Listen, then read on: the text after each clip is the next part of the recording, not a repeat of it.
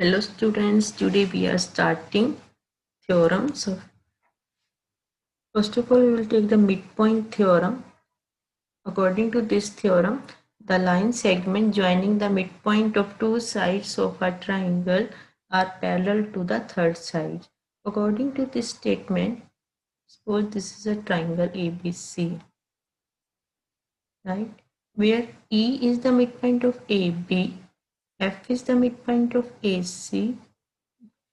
It means when E is the midpoint of AB, therefore AE equal to EB. Okay. And then F is the midpoint of AC. It means AF equal to FC. Because E is the midpoint of AB and F is the midpoint of AC, divides into sides to equal parts. Therefore, they are equal. Okay. Parallel to the third side is here BC. It means EF parallel BC. We have to prove in this question EF parallel BC and EF equal to half BC. Basically, theorem means line segment EF parallel to the third side, EF parallel to the third side and half of it. If in the question BC is 10 centimeter, suppose when E and F are the midpoint here, E and F are the midpoint here, and you have to find EF. So how will you find the EF? By midpoint, use the midpoint theorem. Okay, you can use the midpoint theorem. How can you use the midpoint theorem? Because BC is here 10 centimeter and you have to find EF. According to theorem, we know that E and F are the midpoint of AB and EC. It means BC is 10 centimeter if EF will be 5 centimeter, because I have told you when midpoint is given, then line segment is half of the parallel sides. Half EF equal to half BC. We can take another example. If BC is 8 centimeter, suppose, and E and F are the similarly midpoint of AB and is AC, it is 8 centimeter is given,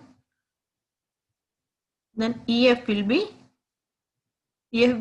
be half of BC. It means it will be 4 centimeter right now. Now I can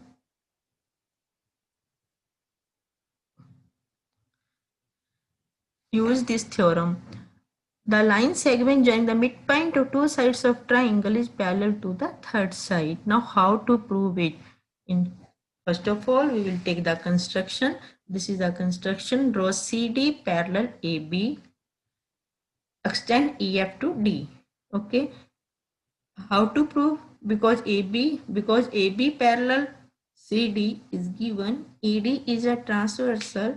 Therefore, these angles are alternate angle and these are vertically opposite angle, and AF equal to FC because F is the midpoint of AC here, and triangle AEF will be congruent triangle CFD.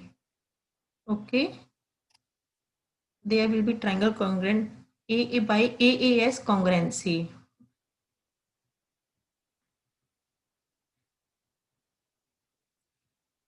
By AAS congruency,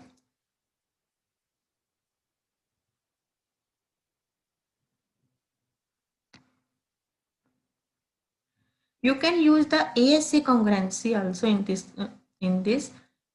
Here we use AS congruency, but you can use the ASA congruency like this. These are alternate angle, these are vertically opposite angle, and F is the midpoint of AC.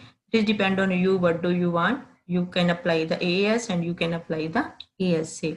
According to congruency, we can get EA equal to DC by CPCT, but EA equal to EB by midpoint, because E is the midpoint of AB. Because if EA equal to DC and EA equal to EB, therefore EB equal to DC.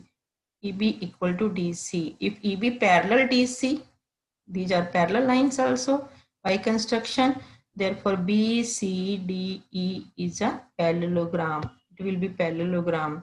Okay, because opposite sides of parallelogram are equal. One pair of opposite sides are equal and parallel. Then the given figure will be the parallelogram. So if therefore ED parallel ED parallel BC. If ED parallel BC, EF is the part of ET. Therefore, EF parallel BC. Okay.